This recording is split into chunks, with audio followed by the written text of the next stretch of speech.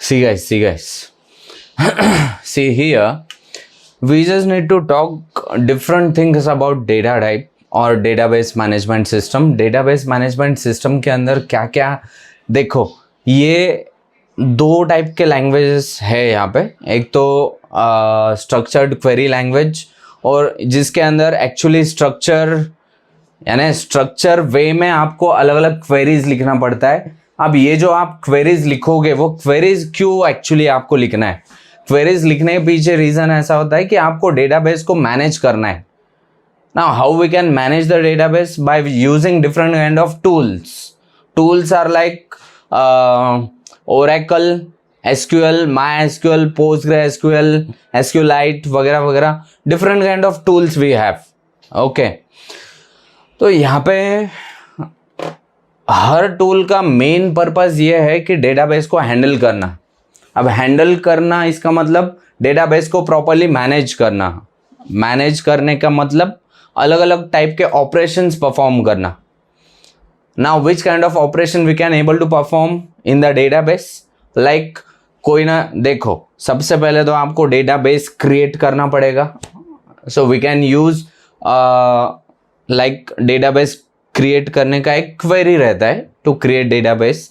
तो क्वेरी के पास अभी अपन नहीं जाते हैं, क्योंकि आपको क्वेरीज सेकेंड चैप्टर से आने वाली है.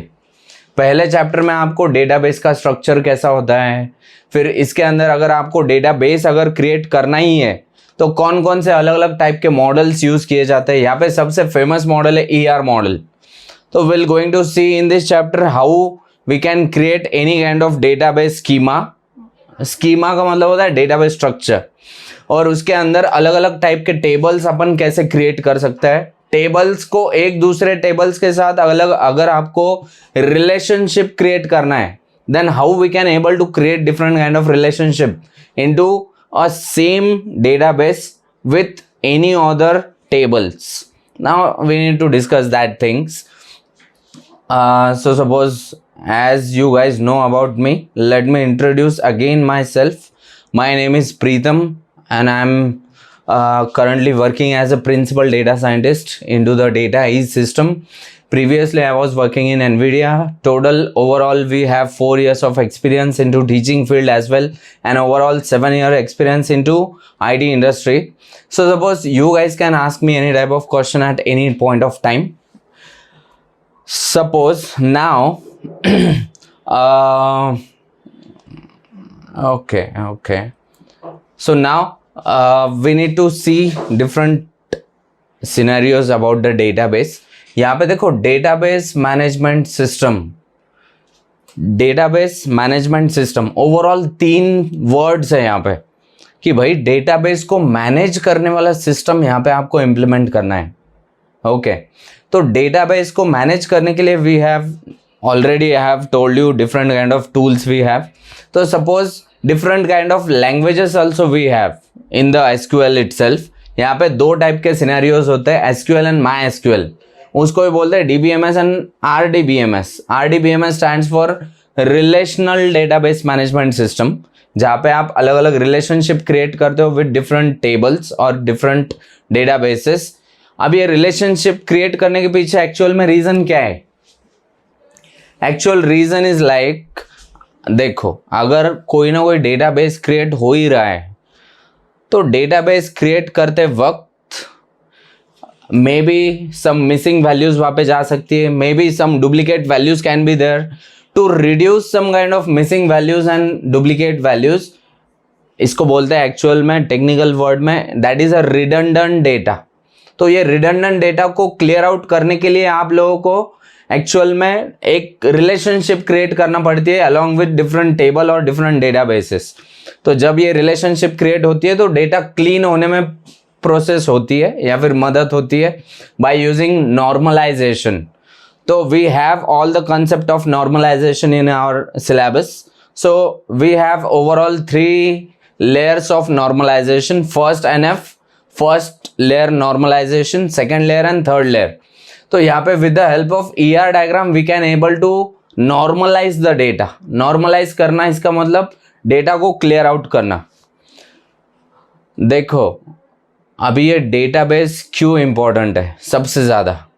तो आप लोग जितने भी सोशल मीडिया अकाउंट्स यूज़ कर रहे हो, तो हर जगह पे डेटा ही क्रिएट हो रहा है, और डेटा का यूज़ ये सोशल मीडिया एप्लीकेशन वाले लोग यूज़ करते हैं for their marketing purpose. Okay, see here, let me open up my view board. Do you guys know about the client server architecture? Hemangi, Mansi, Srishti, Narendra. Client server architecture, you know guys?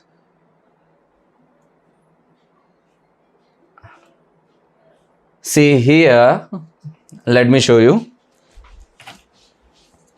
देखो यहाँ पे suppose maximum 5 pages. Okay,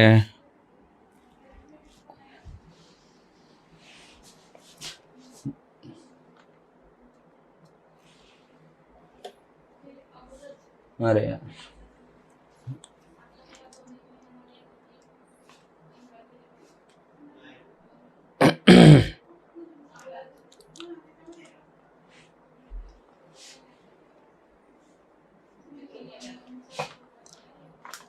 let me share my screen from the laptop.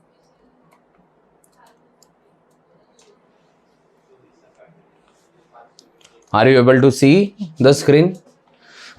See here, this is my actual client machine which is used by my client. Okay, यहाँ से suppose मैंने कोई request भेजा to the server. This is my actual server.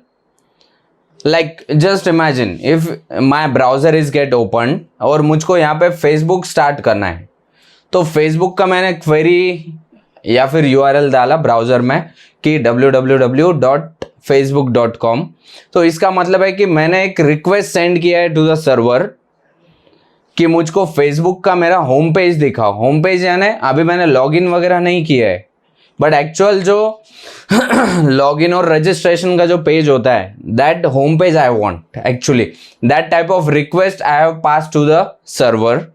ये Facebook के server के पास request गई और फेसबुक के सर्वर ने मुझको फेसबुक का home page as a response बोल के पास किया है.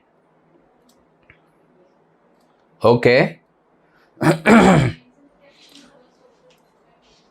so here suppose whenever you fill some kind of data in the form of like registration form, तो वहाँ पे आप लोग like first name, last name, email ID, date of birth, gender और क्या पासवर्ड, confirm पासवर्ड, ये सब चीज़ डालते हो.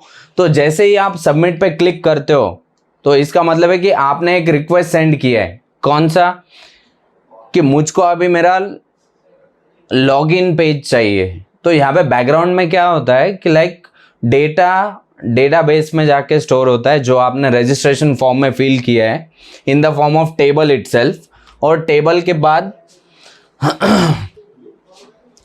और एक्चुअली टेबल के बाद आपका जो कुछ डेटा है वो यहाँ से डेटाबेस सर्वर से आपके ब्राउज़र पे सेंड किया जाता है एज अ लॉगिन फॉर्म. तो जब आप लॉगिन फॉर्म डालते हो, लॉगिन फॉर्म के अंदर फिर से यूज़र आईडी पासवर्ड आपने डाला, तो यूज़र आईडी पासवर्ड फिर से डेटाबेस के पास जाएगा और डेटाबेस में से फिर से वो क्रॉस चेक किया जाएगा कि आपने रजिस्ट्रेशन के टाइम पे जो कोई यूज़र आईडी और पासवर्ड सेट किया था वो यहाँ पे मैच हो रहा है कि नहीं फ्रॉम द डिफरेंट टेबल. अगर वो मैच हुआ तो फिर आपको वो आपका एक्चुअल जो होम पेज दिखने वाला है, आपका प्रोफाइल का पेज, वो डिस्प्ले होगा. तो यहाँ पे important concept is like that. Here client and server एक दूसरे के साथ किस तरीके से कम्युनिकेशन क्रिएट कर रहे हैं, दैट कम्युनिकेशन इज रिक्वायर्ड. और यहाँ पे जो कुछ कम्युनिकेशन हो रहा है, तो यहाँ पे बाय डिफॉल्ट डेटा भी स्टोर होते जा रहा है. यहाँ पे मुझे डेटाबेस के बारे में बताना है, not I am trying to speak about the I am not speaking about the different kind of connectivities. I am not talking about networking concept. I am here talking about how data is getting stored in the database system. तो यहाँ पे important thing is like that कि I need to store my data into the database format, और database के अंदर अलग अलग tables होते हैं. Let me open up the no, चलो just a second.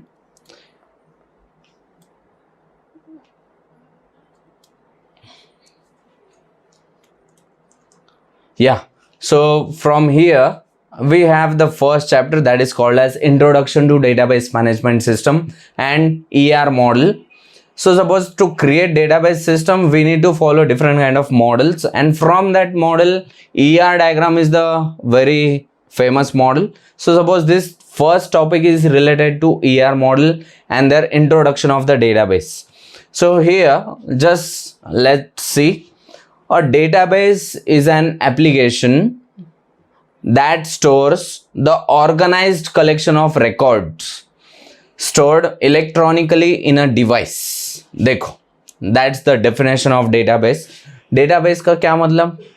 Like it's an application. ये कोई एक कंप्यूटर एप्लीकेशन है जिसका यूज होता है कि आप जो कोई डेटा जनरेट होने वाला है बैकग्राउंड में with the help of any kind of application, वो डेटा को इलेक्ट्रॉनिकली एक डिवाइस के अंदर स्टोर करना है. Okay, that data should be stored in a electronic format.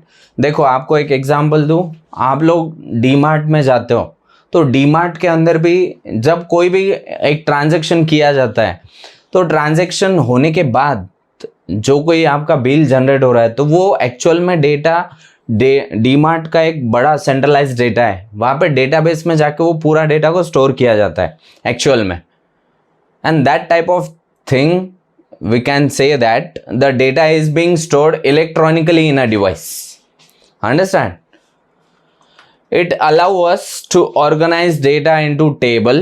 अभी देखो, एक डेटाबेस के अंदर अलग अलग टाइप के टेबल्स रह सकते हैं. एक टेबल के अंदर क्या क्या कंपोनेंट होता है? Table is the combination of rows and columns along with their index number. Am I right? एक टेबल के अंदर क्या रहेगा? It allow us to organise data into table format, rows and columns and indexes to find the relevant information very quickly. अब like index, आप लोगों के text book के अंदर भी इंडेक्सेस रहती है. इंडेक्स का यूज क्या करते हो आप? कोई भी चीज़ को वेरी क्विकली फाइंड आउट करने के लिए आप इंडेक्स देखते हो कि भाई आपको अगर कोई पर्टिकुलर टॉपिक देखना है तो ये पर्टिकुलर टॉपिक कहाँ है, that you need to cross check from the index itself. तो यहाँ पे भी ऐसा ही इमेजिन करो कि मेरे पास स्टूडेंट्स का डेटा है, स्टूडेंट के पर्सनल इंफॉर्मेशन का डेटा. तो यहाँ पे अगर मुझको पर्सनल इंफॉर्मेशन के अंदर अगर मुझको ये फाइंड आउट करना है कि जिस स्टूडेंट का रोल नंबर 5 है उस स्टूडेंट का मुझको एक्चुअल मोबाइल नंबर चाहिए, तो अब ये जो रोल नंबर है मेरा कॉलम, इसको मैं एज ए इंडेक्स बोल के यूज कर सकता हूँ. Am I right? तो here index are very useful to find out the relevant information very quickly as well as it manages the security and access control for the database. तो यहाँ पे database की security provide करना which is the most important task. अब देखो, आप लोगों ने कभी सुना है क्या, ऐसे आपके कान पे बहुत बार खबर आती होगी कि लाइक फेसबुक का डेटा है, फेसबुक का डेटा हैक हो गया, या फिर इस पर्टिकुलर बंदे का अकाउंट हैक हो गया. तो अकाउंट हैक होना या फिर फेसबुक का डेटा हैक होना ये कोई बहुत अच्छी बात नहीं है, राइट? क्यों? क्योंकि आपने जो जो इन्फॉर्मेशन वहाँ पे प्रोवाइड करके रखी है that should be your personal information. आपने सपोज कुछ फोटोज अपलोड किए आपके प्रोफाइल पिक्स वगैरह, तो ये आपका पर्सनल इन्फॉर्मेशन है जो कि आप किसी को भी ऐसे ही यूज करने के लिए नहीं दे सकते, राइट? सो यहाँ पे सिक्योरिटी अगर आपको प्रोवाइड करना है तो आपको ये डेटाबेस मैनेजमेंट सिस्टम को यूज करना पड़ेगा। डेटा को मैनेज करने वाला ये सिस्टम है। मैनेज करना यानी इसके अंदर डेटाबेस क्रिएट करना, डेटाबेस को ऐड करना, डेटा ऐड करना, डेटा को रिट्रीव करना। रिट्रीव करना means to access the data. Database के अंदर जो रिकॉर्ड्स है उसको अपडेट करना, डेटाबेस को सिक्योरिटी प्रोवाइड करना। That all works is being done by the database management system, that is DBMS application. Understanding? See now, each database perform some operation such as creating the database, managing the database, accessing the data from the actual database, searching the data from the database, या फिर आप अलग अलग data search कर सकते हो। जैसे मैंने अभी मोबाइल नंबर के बारे में कहा, रोल नंबर 5 ये स्टूडेंट जो है उसका मोबाइल नंबर मुझको सर्च करना है, तो with the help of indexes, index यानी कोई ऐसा प्रॉपर इंडेक्स बोल के नहीं आता है, आपको किसी न किसी कॉलम को एज ए इंडेक्स नंबर बोल के कंसिडर करना पड़ता है। तो यहाँ पे अगर मेरे पास स्टूडेंट के इंफॉर्मेशन का टेबल है तो स्टूडेंट का रोल नंबर भी तो एक इंफॉर्मेशन ही हो गई ना, एम आई राइट? तो रोल नंबर को मैंने एज अ इंडेक्स बोल के सेट किया है, and with the help of that index I can able to access different kind of values from the databases. Understand?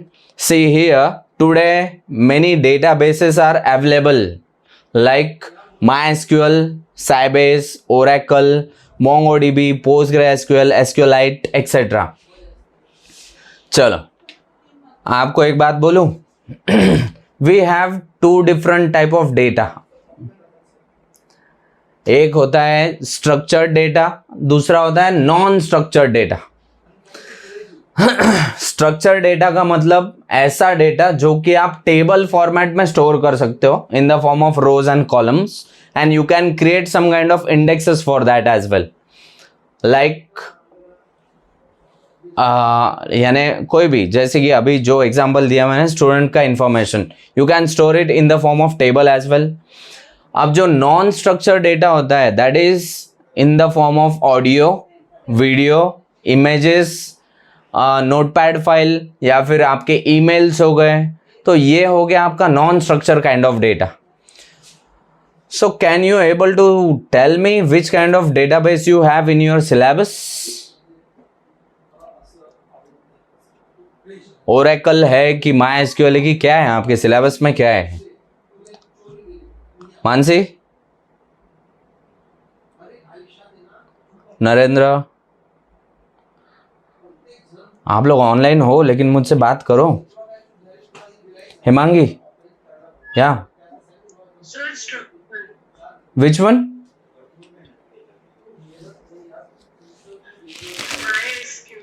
MySQL है, ओके ओके, हाँ that's fine, no problem. तो MySQL is basically a structured data को ही store करने वाला ये database है। Okay, तो structure data means in the form of table we can store any kind of data. तो ये जो स्ट्रक्चर्ड डेटा होता है इसको हैंडल करने के लिए either we can use SQL और MySQL, और जो नॉन स्ट्रक्चर्ड डेटा होता है in the form of audio video उसको हैंडल करने के लिए you need to use NoSQL। NoSQL का एक एप्लीकेशन है that is called as MongoDB। ये यहाँ पे लिखा है आपने MongoDB, okay. So that MongoDB you need to use to handle any kind of non-structured data. So that's fine for us. So let's go to one step further. You can see मैं मेरा laptop का screen भी share कर दूं क्या आप लोगों के साथ, क्योंकि अगर मे बी स्क्रीन आपको दिख नहीं रहा होगा तो, क्योंकि स्क्रीन के सामने तो मैं ही खड़ा हूँ। ओके, चलो देखो, to work with the database management system we have different languages which are as follows. देखो, अभी भले ही आप लोग डेटाबेस मैनेजमेंट सिस्टम को फॉलो करने वाले हो, लेकिन इसके अंदर भी अलग अलग टाइप के लैंग्वेजेस होते हैं, सब लैंग्वेजेस वी कैन से। तो यहाँ पे पहला है डेटा डेफिनेशन लैंग्वेज। जिसको बोलते हैं DDL, that is called as data definition language. Second one is data manipulation language, DML. देखो इसका मैं तुरंत आपको यूज भी बताता हूँ. एक्चुअली ये जो डेटाबेस लैंग्वेजेस है ये आपको इन डिटेल सेकेंड चैप्टर में आने वाले हैं, तो जस्ट गो थ्रू करते हैं. DDL that is called as data definition language. इसका काम होता है कि डेटा को डिफाइन करना. इसका मतलब डेटाबेस क्रिएट करना, उसको मैनेज करना, या फिर टेबल को क्रिएट करना. That all work is done by DDL, data definition language.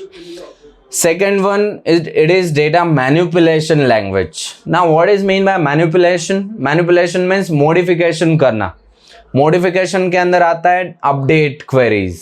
इसका काम होता है कि लाइक किसी पर्टिकुलर रिकॉर्ड को या फिर किसी पर्टिकुलर रिकॉर्ड्स को, plural, I am telling about plural, multiple records को अपडेट करना. That is the work by data manipulation language. इसके अंदर अपडेट वाले क्वेरीज आते हैं और अल्टर वाले क्वेरीज आते हैं. The third one is like data control language. इसका काम होता है डेटा को प्रॉपरली कंट्रोल करना. और fourth one is transactional control language. जो कोई ट्रांजैक्शंस होते हैं वहाँ पे कॉन्करेंसी, कंसिस्टेंसी, जो रिडंडेंसी है उसको रिमूव करना, तो ये सब चीज़ें ट्रांजैक्शनल कंट्रोल लैंग्वेज के थ्रू की जाती है.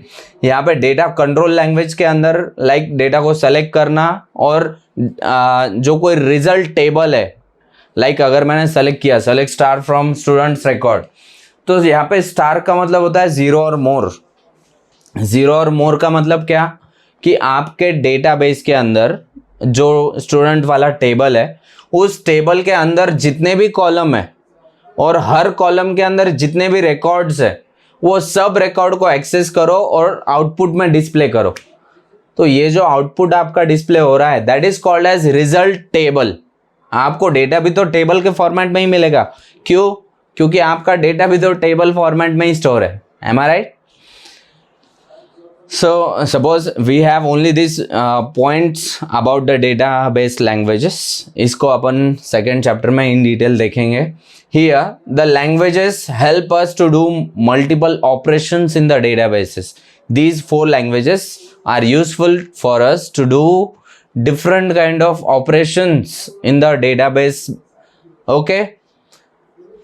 Now see, we have different applications of databases.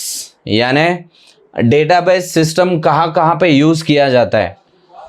अब आप अगर सोचोगे कि डेटाबेस कहाँ कहाँ पे यूज किया जाता है तो आप इमेजिन कर पाओगे कि हर जगह पे डेटाबेस का यूज किया जाता है. Am I right? You can see universities में डेटाबेस का यूज किया जाता है to store all the records about different kind of subject, different kind of syllabus structure, different kind of students, कौन कौन से अलग अलग स्ट्रीम है, ये सब डेटा को स्टोर करना तो पड़ता ही है. वो यूनिवर्सिटी उसके लेवल पे मैनेज करती है और ये सभी डेटा आपको लाइक यूनिवर्सिटी के वेबसाइट पे आपको डिस्प्ले भी किया जाता है properly in the proper format.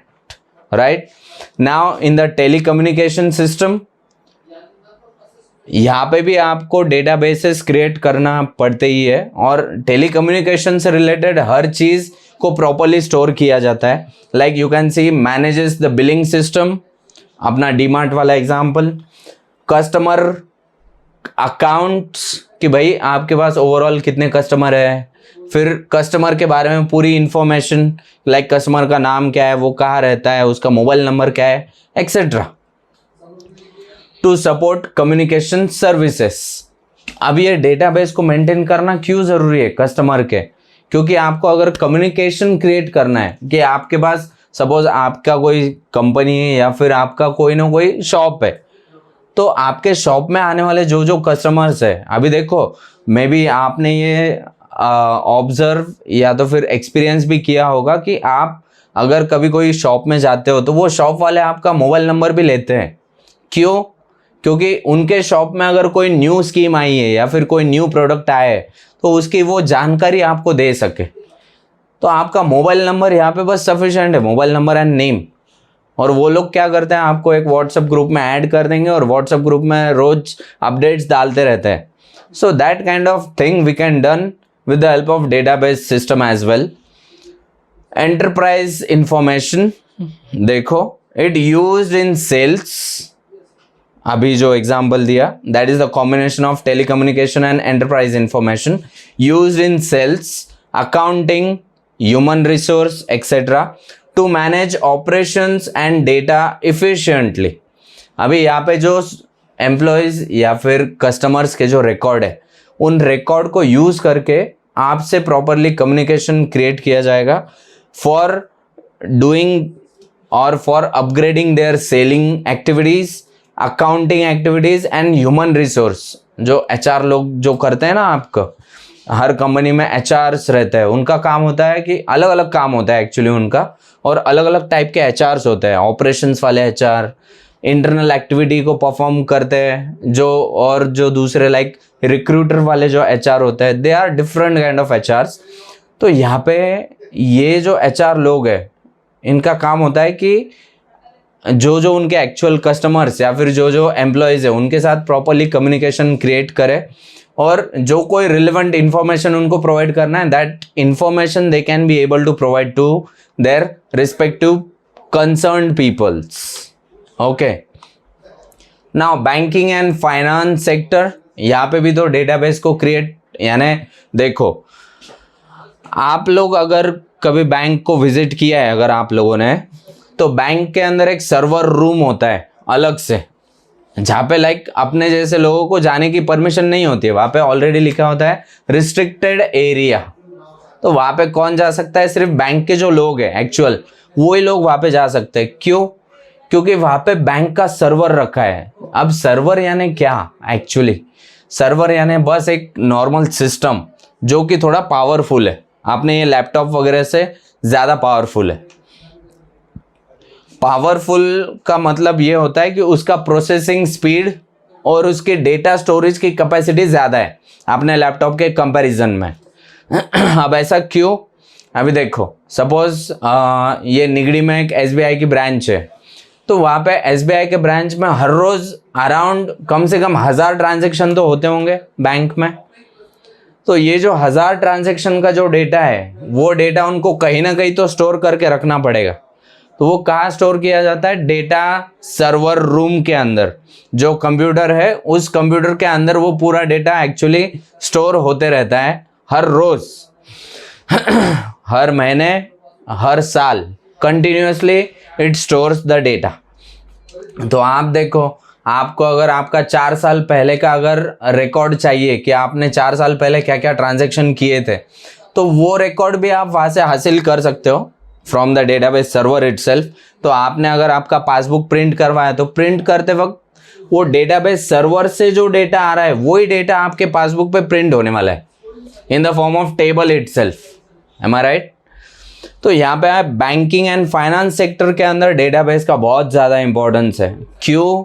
For analysis purpose only. तो यहाँ पे डेटाबेस जमा करने के बाद उसको यूज करना सबसे बड़ा टास्क है। यूज करना इन द सेंस उसको एनालाइज करके कोई ना कोई बिजनेस के डिसीजन लेने पड़ते हैं। मैनेजेस कस्टमर डिटेल, कस्टमर्स के डिटेल को प्रॉपरली मैनेज करना, accounts, loans, there different kind of transactions etcetera, like banking and credit card information and financial information. अब फाइनेंशियल इंफॉर्मेशन के अंदर like sales, stock, bonds, share market से related सब kind of data, ये सभी data properly database के अंदर manage किया जाता है to take further kind of actions by analysing them. Okay, उसको एनालाइज करके एक्शन लिए जाते हैं। तो this is all about applications of database, यानी डेटाबेस कहाँ कहाँ पे और किस किस तरीके से यूज किया जाता है, that we have seen. Okay, have you understood guys, all of you? कौन कौन ऑनलाइन वाले लोग?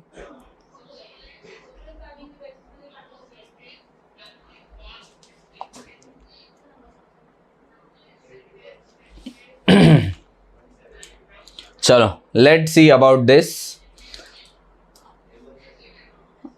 The database system structure we need to see. See, एक जो डेटाबेस होता है उसका एक स्ट्रक्चर्ड होता है, यानी एक स्ट्रक्चर होता है। उसके अंदर बेसिकली 3 लेयर्स होते हैं। पहला लेयर जो कि अपन एज अ यूजर अपन लोग उसको यूज करते हैं एज अ फ्रंट एंड बोल के। देखो हर सॉफ्टवेयर को या फिर हर वेबसाइट के भी 3 लेयर होते हैं, like front end, back and और एक्चुअल डेटाबेस। तो वैसे ही यहाँ पे अगर आप डेटाबेस स्ट्रक्चर के बारे में बात करोगे तो यहाँ पे फ्रंट एंड एक होता है, बैक एंड होता है जहाँ पे एक्चुअल प्रोसेसेस होते हैं, और तीसरा होता है एक्चुअल डेटाबेस जहाँ पे एक्चुअल डेटा जाके स्टोर होने वाला है। तो यहाँ पे जो फ्रंट एंड है उसका काम होता है कि आप एज अ यूजर वहाँ पे कोई ना कोई ऑपरेशन परफॉर्म कर सकते हो। अब ऑपरेशन परफॉर्म करने के लिए या तो आप वो सॉफ्टवेयर को डायरेक्टली यूज कर सकते हो या फिर कोई ना कोई क्वेरीज आप फायर कर सकते हो। क्वेरीज का मतलब क्या, एक स्ट्रक्चर्ड लैंग्वेज है that is called as SQL, structured query language. तो आपको लाइक इंग्लिश स्टेटमेंट कुछ सेंटेंसेस लिखना पड़ता है। अब ये जो स्टेटमेंट है वो एक्चुअल स्ट्रक्चर्ड वे में होते हैं। स्ट्रक्चर्ड वे का क्या मतलब, एक प्री डिफाइंड स्ट्रक्चर वहाँ पे आपको फॉलो करना पड़ता है। लाइक आपने एक कीवर्ड लिखा तो उसके बाद आपको प्रॉपरली जो कोई कीवर्ड डिफाइन करके रखा है उस स्ट्रक्चर में वही स्ट्रक्चर आपको फॉलो करना पड़ेगा। उस हिसाब से आपको दूसरा वही पर्टिकुलर कीवर्ड लिखना पड़ेगा। लाइक अगर मैं सेलेक्ट वाला क्वेरी बोल रहा हूँ, लाइक सेलेक्ट स्टार, तो बेसिकली स्टार का मतलब है आपको एक्चुअली क्या सेलेक्ट करना है वो बोलो। आपने पहले तो बोल दिया सेलेक्ट करना है, फिर आपको ये बोलना पड़ेगा कि क्या सेलेक्ट करना है। जब मैं बोल रहा हूँ स्टार तो उसका मतलब है 0 और more all the things I need to select. अब अगर मैंने बोला select roll number and name, अब ये मेरे एक्चुअल कॉलम के नाम है that I want to select from. फिर उसके बाद आपको बोलना पड़ेगा ये कहाँ से सेलेक्ट करना है, फ्रॉम। फ्रॉम एक कीवर्ड है, सेलेक्ट एक कीवर्ड है। देखो कोई भी लैंग्वेज जब क्रिएट की जाती है तो ये लैंग्वेज 2-3 चीजों का कंपोनेंट रहती है, लाइक कीवर्ड एंड फंक्शंस। तो ये select and from, these are the different keywords which have their special meaning into the concerned programming language। तो यहाँ पे अपन स्ट्रक्चर्ड लैंग्वेज के बारे में बात कर रहे हैं। तो यहाँ पे ये नॉर्मल इंग्लिश वाला मीनिंग ही है इसका, select roll number and name from student table, student personal information table. तो बस आपको उसको रन करना है उस क्वेरी को, और स्टूडेंट का जो पर्सनल इंफॉर्मेशन का जो टेबल है वहां से 2 जो आपके कॉलम है रोल नंबर एंड नेम, उसके अंदर जो जो इंफॉर्मेशन है वो सभी इंफॉर्मेशन आपको मिल जाएगी in the result table, as I have shown told you about the result table, right. See here, structure of database management system is also referred to as overall system structure or database architecture. This is called as database का architecture. Let me show you the diagram first. You can see on your screen, these are the Navy users. आपके मेरे जैसे जो normal user है, that are the different users. यहाँ पे database administrator भी हो सकता है। देखो हर सॉफ्टवेयर के 2 टाइप के मेन यूजर रहते हैं, एक तो एडमिन, एक तो नॉर्मल यूजर। लाइक जैसे MCA में जो क्लास है इसका एक मोबाइल एप्लीकेशन है जहाँ पे आप लोगों को रिकॉर्डेड लेक्चर्स भी मिलते हैं। तो ये जो रिकॉर्डेड लेक्चर आप देखते हो तो आप एज अ यूजर देखते हो या फिर एज अ स्टूडेंट देखते हो। यही अगर रिकॉर्डेड लेक्चर हमको वहाँ पे अपलोड करना है तो वहाँ पे हम एज अ लेक्चरर बोल के लॉग इन करेंगे और हम लोग वहाँ पे ऐड कर सकते हैं, या फिर जो हमारे एडमिन लोग हैं वो लोग एज अ एडमिन बोल के ज्वाइन करते हैं या फिर लॉग इन करते हैं, और वहाँ पे एज अ एडमिनिस्ट्रेटिव प्रोसीजर जो कुछ करना है उनको वो प्रोसीजर वो लोग कर सकते हैं। सो दिस यानी आप एज अ स्टूडेंट, मैं एज अ लेक्चरर या फिर एडमिन लोग जो है वो यहाँ पे फर्स्ट लेयर में आते हैं as a user. Different type of user we are, so who are using that particular kind of software. तो यहाँ पे भी सेम जो डेटाबेस का जो सिस्टम है उसको यूज करने वाले लोग यहाँ पे पहले लेयर में आएंगे। दूसरा ये जो लेयर दिख रहा है आपको, ये दोनों डॉटेड लाइन्स, ये दोनों dotted boxes, this is my second layer जहाँ पे एक्चुअल प्रोसेसिंग की जाती है।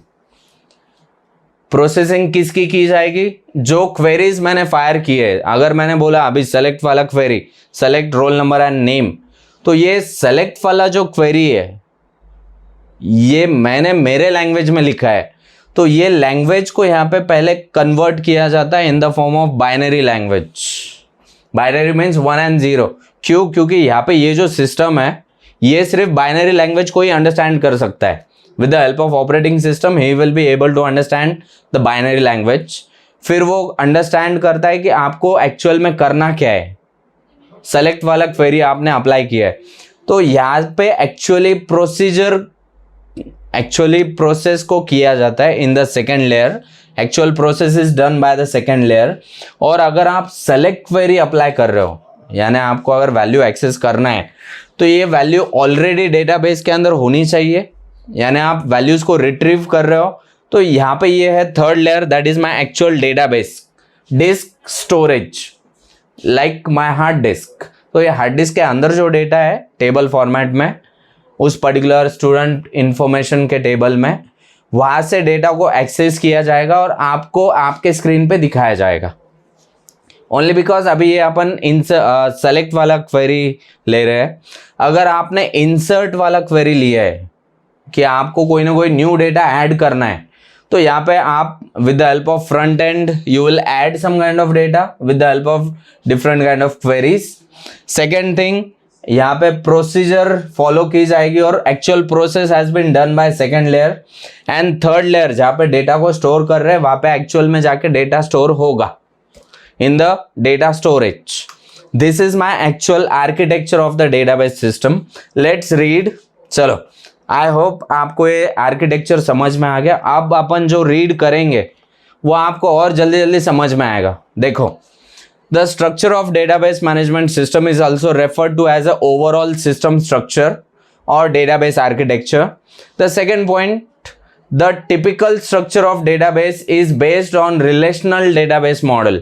तो यहाँ पे RDBMS के कंसेप्ट आ गए। RDBMS क्या करता है? अलग अलग, देखो एक दो सिनेरियो है अलग अलग। आपके एक डेटाबेस स्टोरेज के अंदर अलग अलग डेटाबेसेस रह सकते हैं और अलग अलग डेटाबेसेस के अंदर अलग अलग टेबल्स रह सकते हैं।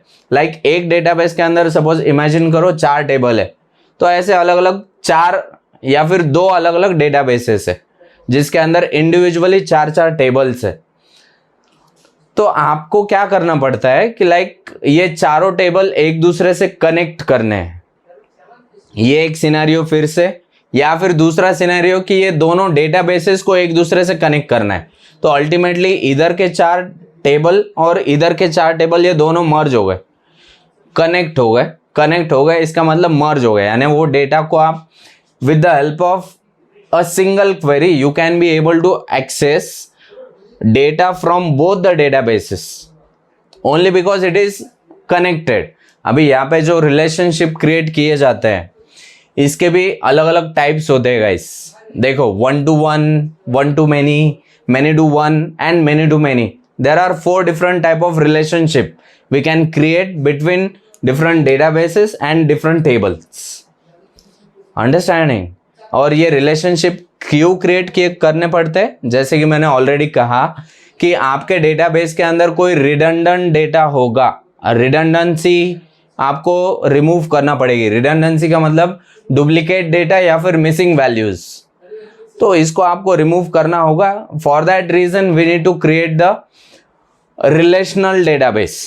ओके, जो लोग मेरे पास ऑलरेडी एडवांस पाइथन के लिए थे उनको मे भी पता होगा। एडवांस पाइथन में एक प्रोजेक्ट लिया था अपन ने, तो वहाँ पे आपने देखा होगा कि आपको डेटाबेस को क्लियर करना पड़ता है या फिर क्लीन करना पड़ता है।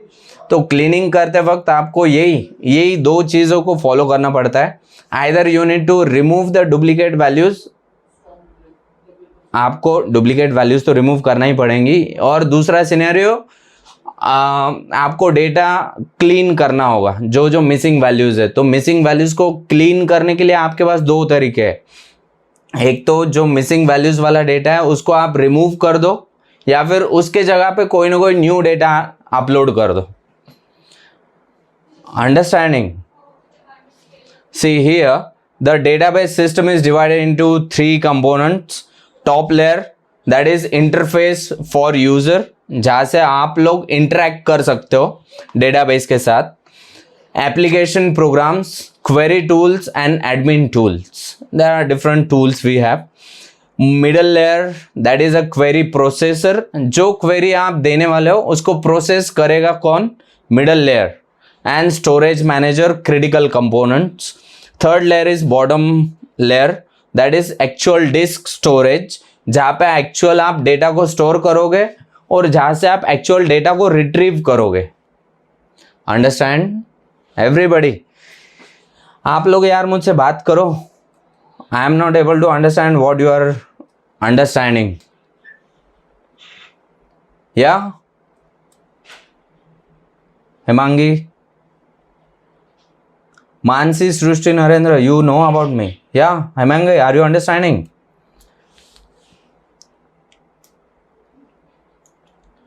See here, the actual कौन से चीज़ यहाँ पे क्या क्या परफॉर्म करेगी. I will suggest you to take the screenshot of the screen of database system structure, क्योंकि ये वाला जो है ना एक्चुअल एग्ज़ाम में क्वेश्चन पूछा जाता है कि डेटाबेस का स्ट्रक्चर ड्रॉ करो और उसके बारे में इंफॉर्मेशन प्रॉपरली डिफाइन करो. तो यहाँ पे this question comes for around 6 और 9 मार्क्स. तो यहाँ पे आपको डेटाबेस का स्ट्रक्चर डिफाइन करना पड़ेगा, प्रॉपर डायग्राम निकालनी पड़ेगी. डेटाबेस सिस्टम स्ट्रक्चर के बारे में पहले तो इंट्रोडक्शन लिखना पड़ेगा. देखो मैं हर बैच में बोलता हूँ, आपको भी बोलता हूँ कि लाइक आपको कोई भी अगर क्वेश्चन आता है पेपर में तो आपका presentation skill should be outstanding. यहाँ पे प्रेजेंटेशन स्किल किस तरीके से मैनेज करना पड़ेगा. सबसे पहले तो आपका कोई भी क्वेश्चन रहने दो, वहाँ पे आपको प्रॉपरली इंट्रोडक्शन डिफाइन करना है. You should have to write about some kind of things about that particular topic as a introduction. Second thing, आपको एक छोटी सी डायग्राम निकालना पड़ेगी. देखो अभी ऐसा नहीं होता है कि हर क्वेश्चन के बारे में आपको डायग्राम दी गई है, लेकिन assume that you need to write some kind of features about MySQL. तो MySQL के फीचर्स आपको पता है, बट वो फीचर्स को आप छोटे से कोई ना कोई डायग्राम निकाल लो फास्ट पेंसिल से. वहाँ पे स्केल वेल का यूज़ मत करो, ज़्यादा टाइम पास मत करो. पेंसिल से प्रॉपरली एक डायग्राम निकालो. डायग्राम निकालने के बाद फिर उसको पॉइंट वाइज डिफाइन करो 1 by 1. क्यों? क्योंकि जो कोई आदमी आपका पेपर चेक करेगा उसको इजी होना चाहिए कि आपने क्या लिखा है प्रॉपरली. तो अगर पेपर चेक करने वाले को अगर इजी हो रहा है टू चेक योर पेपर, तो अल्टीमेटली वो आपको थोड़े कंपैरेटिवली मार्क ज़्यादा देगा only for your presentation skills. So I will suggest all of you to write it down every kind of question in the same format, right. तो यहाँ पे इसका एक स्क्रीनशॉट निकाल लो डेटाबेस सिस्टम स्ट्रक्चर का. You need to draw this diagram on your notebook so that it will be helpful for you to understand this. Otherwise suppose मैं आपको ये PPT तो दूंगा ही as a notes, but आपको बहुत सारी चीज़ें थोड़ा बहुत लिखना भी पड़ेगी, जो कि मेरी आदत है कि मैं स्टूडेंट से लिखवाता हूँ. ओके, फॉर योर गुड सेक, क्योंकि आप लोग जब चीज़ों को अंडरस्टैंड करते हो और उसके बाद इमीडिएटली जब आप लोग लिखते हो उसके बारे में, तो आपके दिमाग में वो कंफर्म हो ही जाता है कि हाँ अभी यहाँ पे ये सब हुआ है. अंडरस्टैंड. और एक चीज़ कि अपन लोग एक्चुअली पिछले 3 साल के यानी पिछले 3 बार जो एग्ज़ाम हुए हैं, लास्ट 3 क्वेश्चन पेपर्स को प्रॉपरली रेफर करेंगे, जिसके अंदर बहुत सारे इंपॉर्टेंट क्वेश्चंस के बारे में पूछा गया है. यानी एक्चुअली आप जो चौथी एग्ज़ाम होगी तो उसके अंदर भी क्या रहेगा, जो लास्ट 3 क्वेश्चन पेपर में पूछा गया उसी का कॉम्बिनेशन ही रहेगा. So that thing also we need to see in very detail and very efficiently. Okay, so that we will have a guarantee कि आप पास तो हो ही जाओगे, उसका कोई नहीं, लेकिन आपको अच्छे मार्क्स मिलने चाहिए, ये अपना मेन मोटिव रहेगा. So will have a guarantee कि सपोज आपको अच्छे मार्क्स मिलेंगे. We need to solve all this 3 question paper, previous question papers. Understand? So here we have a query processor, second layer about the query processor. We'll just read about that. And third one is storage manager, third layer. इतना करेंगे और फिर आज के लिए stop करते हैं. Okay, क्योंकि प्रीवियस लेक्चर्स के अंदर भी यही सब हुआ है. सो आपका ये एज अ बैकअप सेशन था, तो बैकअप सेशन में आप लोगों को आई होप ये चीज़ें समझ रही है. देखो, the interactive query processor in a database system makes data access easier. तो डेटा को एक्सेस करना बहुत इजी हो जाता है. क्यों? क्योंकि जो आप क्वेरी लिख रहे हो उसको प्रोसेस करना यहाँ पे इजी है. Only because of query processor. It consist of data definition language, यानी जो डेटाबेस क्रिएट करने वाले जो क्वेरीज है वो डेटा डेफिनेशन लैंग्वेज में आता है. तो ये डेटा डेफिनेशन लैंग्वेज इस क्वेरी प्रोसेसर के अंदर है. Interpreter, data manipulation language, compiler and query evaluation engine. Query evaluation engine is very important. इसका काम होता है कि आपने जो जो क्वेरीज उसके अंदर लिखे हैं वो क्वेरी प्रॉपर लिखे हैं या नहीं. आपका मे बी आप लोगों को कंपाइलर पता होगा. कंपाइलर का काम होता है कि आपने जो कुछ कोड लिखा है वो प्रॉपरली लिखा है कि नहीं, और उस कोड के अंदर सिंटैक्टिकल या फिर कोई रन टाइम एरर है कि नहीं, ये क्रॉस चेक करना है कंपाइलर का काम है. तो यहाँ पे वही काम क्वेरी इवैल्यूएशन इंजन करता है. उसका काम होता है कि आपने जो कोई क्वेरी लिखा है वो प्रॉपरली स्ट्रक्चर्ड वे में लिखा है क्या, जो स्ट्रक्चर फॉलो करना चाहिए वो फॉलो किया है क्या, आपने जो टेबल का नाम दिया है कि यहाँ से मुझको ये कॉलम एक्सेस करना है, तो पर्टिकुलरली सबसे पहले वो टेबल अवेलेबल है क्या डेटाबेस में. अगर टेबल है तो वहाँ पे आपने जो कॉलम का नाम लिखा है तो वो कॉलम अवेलेबल है क्या. या फिर अगर इमेजिन करो बस कॉलम का नाम का स्पेलिंग जो कोई होगा एक्चुअल और आपने जो स्पेलिंग लिखा है उसके अंदर अगर मिसमैच हो गया तो आपको एरर जनरेट करके शो करना, ये काम होता है एक्चुअल क्वेरी इवैल्यूएशन इंजन का. Okay, now see the following are various functionalities and components of query processor. The first one is DDL interpreter, data definition language का interpreter. What is mean by interpreter? Interpreter I hope Mansi and Shruti को पता होगा. Am I right? Mansi, Shruti?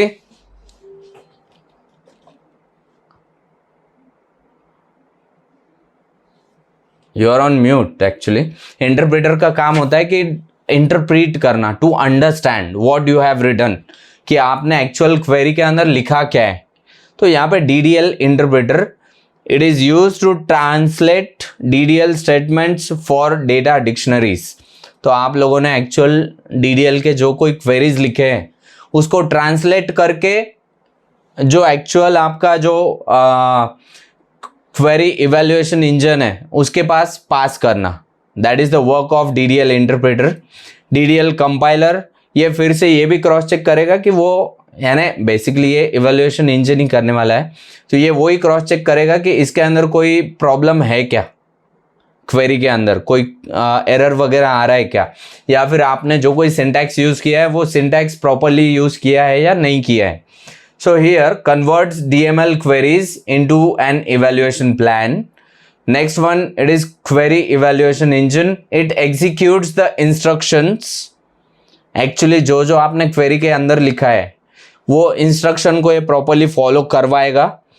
Generated by DML compiler to retrieve and manipulate the data. Data को retrieve करना या फिर data को manipulate करना मीन्स मॉडिफिकेशन करना. तो ये सब काम क्वेरी इवैल्यूएशन इंजन करता है एट द एंड. कब? जब इंटरप्रेटर और कंपाइलर का काम पूरा हो गया तो फिर वो क्वेरी इवैल्यूएशन इंजन के पास जाएगा. I will do all that work. Okay, now C the third, that is storage manager. The storage manager in a database system handles interaction between data stored at low level and applications. तो अभी यहाँ पे actually database के अंदर जो जो data store हुआ है उस डेटा से रिलेटेड सब चीज़ ये स्टोरेज मैनेजर करेगा। लाइक डेटा को और कोई डेटा न्यू आ रहा है तो उसको स्टोर करना, या फिर जो डेटा ऑलरेडी स्टोर्ड है उसको एक्सेस करना। That all work is done by data storage manager. See here, first of all authorization and integrity manager. You can see it checks user access and ensures data integrity. Integrity का मतलब यहाँ पे security point of view से बोला गया है। अभी यहाँ पे सबसे पहले आप अगर डेटाबेस के प्रॉपर एथोराइज्ड यूजर नहीं हो तो डेटाबेस स्टोरेज मैनेजर का काम है कि जो कोई डेटा को एक्सेस कर रहा है जो इंसान, वो प्रॉपर एथोराइज्ड यूजर नहीं है ऐसा बताना। अब जब मैंने आपको यहाँ पे फेसबुक वाला क्लाइंट सर्वर आर्किटेक्चर का एग्जांपल दिया था तो यहाँ पे वही बोला था कि जब आप लोग लॉगिन पेज फिल करते हो तो लॉगिन के अंदर यूजर नेम और पासवर्ड डालते हो, तो अगर imagine just your password is incorrect, तो आपने जो कोई यूजर नेम और पासवर्ड डाला है, लॉगिन पे क्लिक किया तो आपने जो यूजर नेम पासवर्ड डाला है वो सर्वर के पास सेंड किया जाता है to cross check whether it is correct और नॉट। तो सर्वर के पास डेटाबेस में जाएगा, तो डेटाबेस के अंदर जाना इसका मतलब क्या, डेटा स्टोरेज के अंदर ही जाके वो क्रॉस चेक करेगा। डेटा स्टोरेज के अंदर कोई ना कोई एक डेटाबेस रहेगा, फिर उसके अंदर वो पर्टिकुलर टेबल में जाएगा जहाँ पे आपके रजिस्ट्रेशन के डिटेल स्टोर किए गए हैं, और वहाँ से आपका डेटा एक्सेस होगा और वहाँ पे कंपैरिजन किया जाएगा कि आपने जो यूज़र नेम पासवर्ड डाला है वो सही है या नहीं है, या फिर जो एक्चुअल डेटाबेस के अंदर स्टोर है उसके साथ वो मैच हो रहा है या नहीं हो रहा है। अगर वो डेटा मैच नहीं हो रहा है, data in the form of user ID and password, तो फिर आपको वो एरर मैसेज शो करता है। तो यही काम यहाँ पे बताया गया है। देखो, authorisation and integrity manager, it checks user access. तो आप लोग एज अ यूज़र जब उसको एक्सेस कर रहे हो तो आपका यूज़र आईडी पासवर्ड सही है गलत है, एंड एंश्योर्स डेटा इंटीग्रिटी, यानी यहाँ पे सिक्योरिटी को प्रॉपरली मेंटेन किया जा रहा है। मे बी आप लोगों को वो टू वे ऑथेंटिकेशन पता होगा, गूगल का आपने अगर दूसरे डिवाइस में लॉगिन किया तो आपको वो एक एथोराइजेशन का मैसेज सेंड करता है। वो देखो आपको एक नंबर आता है, वो नंबर को आपको प्रॉपरली क्लिक करना पड़ता है। अगर आपने वो नंबर प्रॉपरली क्लिक किया तो आपका गूगल का अकाउंट दूसरे डिवाइस के अंदर भी प्रॉपरली ओपन अप हो जाता है। So that is called as authentication, और authentication is useful to manage the integrity and security of the application. So here that integrity and security is managed by the storage manager. Understanding? See now, this is a transaction manager. Here it maintains the database consistency and manages concurrent transaction. Database की consistency.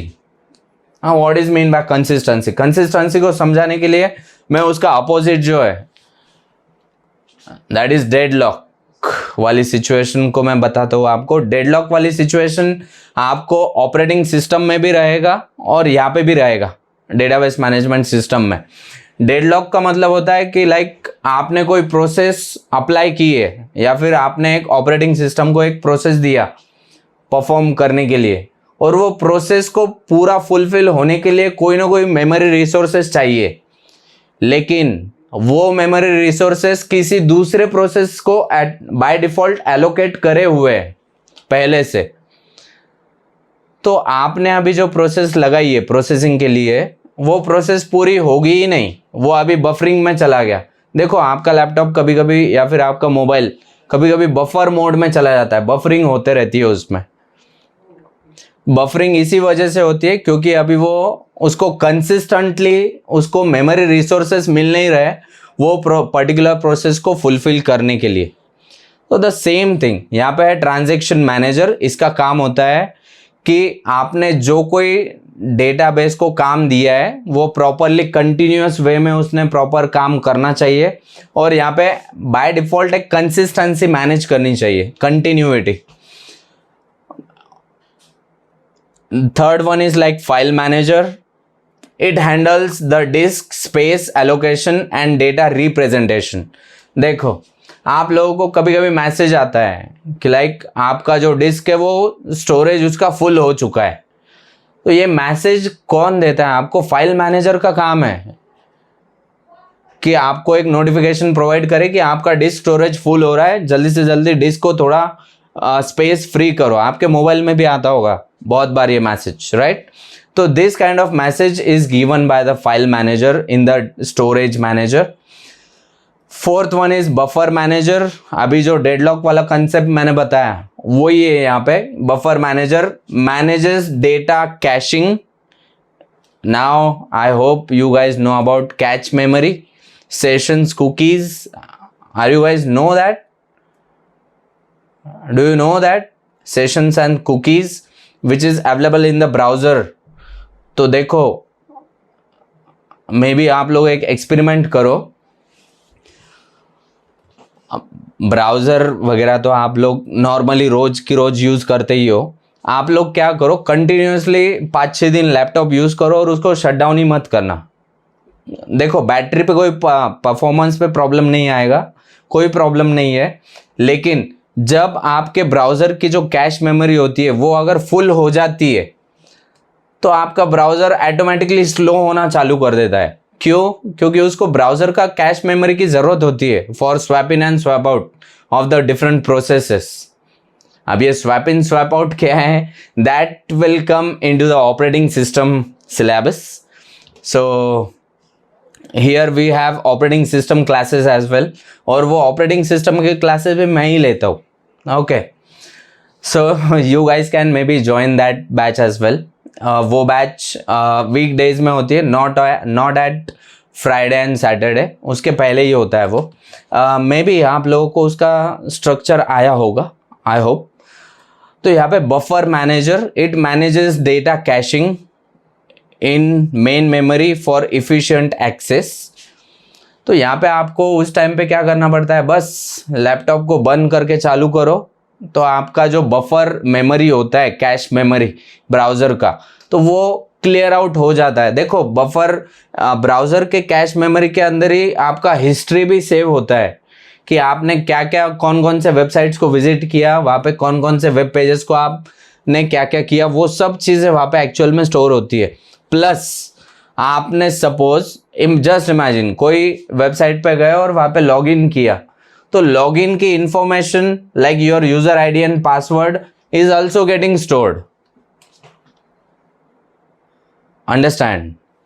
May be आप लोगों ने अगर कभी देखा नहीं होगा तो देखो यहाँ पे 3 dots, you just need to go to settings. Where is my settings? We have the settings. Now we have all the scenario. You can see over here performance, appearance, setting, cache memory, password, autofill and password. You can see.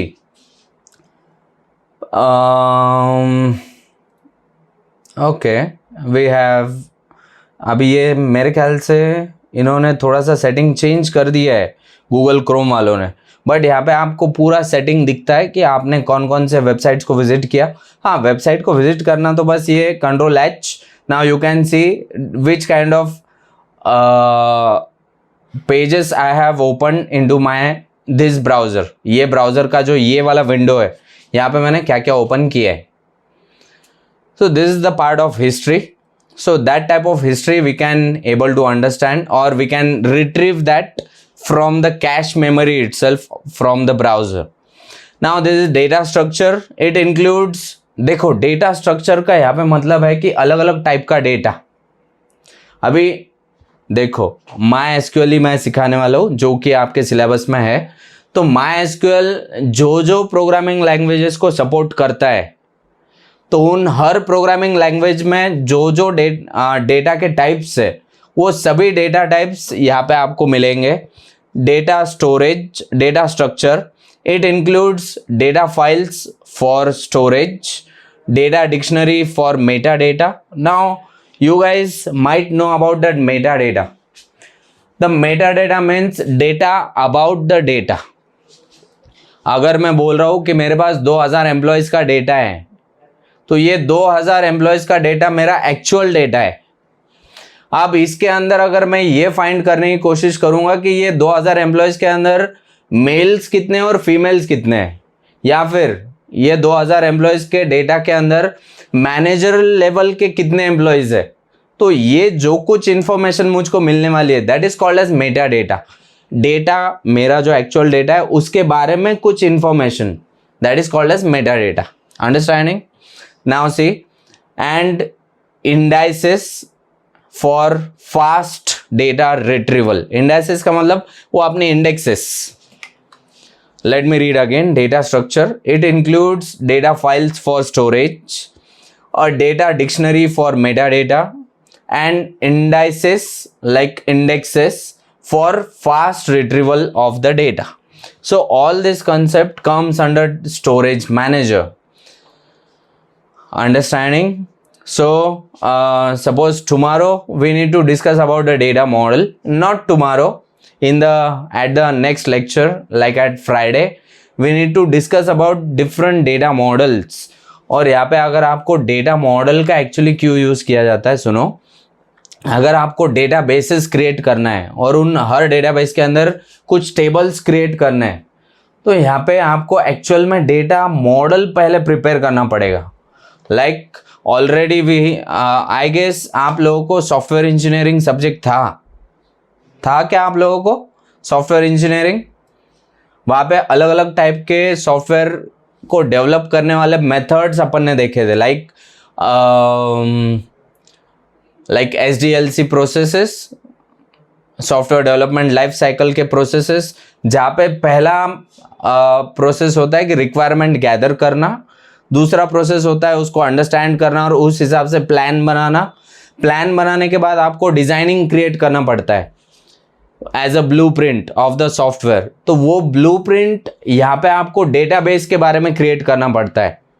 तो like database किस तरीके से होगा, वहाँ पे कौन कौन से टाइप के टेबल्स आपको क्रिएट करने पड़ेंगे, हर टेबल का दूसरे टेबल के साथ क्या रिलेशन रहेगा, हर डेटाबेस का दूसरे डेटाबेस के साथ क्या रिलेशन रहेगा, that all type of presentation और diagram we can create with the help of data models. तो यहाँ पे डेटा को मॉड्यूलर फॉर्मेट में पहले ऑन द पेपर आपको रिप्रेजेंट करना पड़ता है। तो यहाँ पे अलग अलग मॉडल्स है, like hierarchical model, network model, entity relationship model etcetera. तो यहाँ पे सबसे ज़्यादा फेमस है entity relationship model, that is called as ER model. Okay, so that ER model we need, और सिर्फ ER मॉडल ही नहीं, ये सभी मॉडल्स आपको देखना है, क्योंकि आपको एग्जाम में क्वेश्चन आता है, please explain any 4 data models for 8 marks और फॉर 6 मार्क्स। तो यहाँ पे आपको 4 कोई भी मॉडल जो आपको पसंद है या फिर जो आपको इजी लगता है, that you need to explain. So here we are trying to understand different 6 models. So from that 6 model you need to write only 4 models. So in the next lecture we are going to understand different kind of data models. So suppose I hope you have understood the today's concept. This is just a backup session. Actually 2 lecture हुए हैं। पहले lecture के अंदर हमने सिर्फ बातें ही की है, जो कि आप सभी लोग ऑनलाइन हो और आप लोग बातें नहीं कर रहे हो, तो मैंने सोचा कि थोड़ा जो कल लेक्चर हुआ हमारा संडे के दिन सेकेंड लेक्चर, उसके बारे में थोड़ा डिस्कस करें। So we were discussing about the second lecture itself. तो अपना first lecture and second lecture दोनों यहाँ पे कवर हुआ है। तो अब जो कोई आगे का सिनेरियो रहेगा वो अपने नेक्स्ट लेक्चर में पूरे मेन बैच के साथ ही होगा at the Friday at evening 7:30 PM। Okay, आज के टाइम पे ही। तो I hope you all have understood all the session. Suppose if you have any kind of doubt you can ask me now, या फिर और कुछ डिस्कस करना है मेरे साथ तो आप डिस्कस कर सकते हो। बोलो, you guys have any doubt for me? If no, then suppose we can stop over here and suppose we can, yeah Hemangi, please ask me. No doubt. चलो ठीक है. I hope you have understood all. So suppose we'll continue in our next lecture. चलो, bye. Good night guys.